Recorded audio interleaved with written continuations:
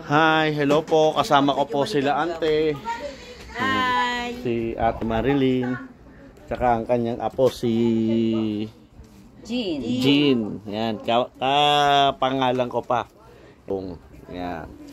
Isambong sila rito. Yan. Balak namin manghingi.